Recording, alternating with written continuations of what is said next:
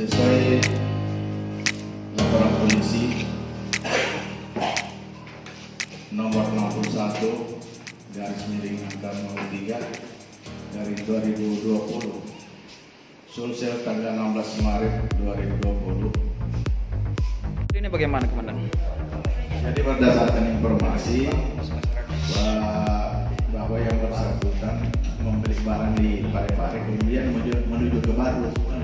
Ini informasi kita kan sudah sebar dan dia mengetahui bahwa ada seseorang yang membeli barang atau barang narkotik akan ke Baru sekarang sementara perjalanan menuju Baru.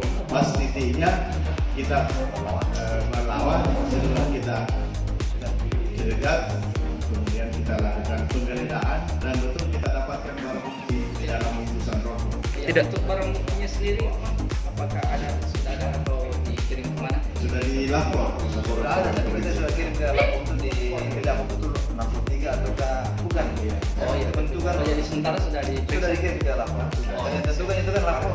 Kita tidak tahu, cuma mengadang-adang cuma seperti bawah kan ini sabu-sabu kalau kita lihat sepintas, tapi untuk menentukan sabu-sabu atau bukan pemeriksaan lapor. Ya, harus ada Oh iya, siap.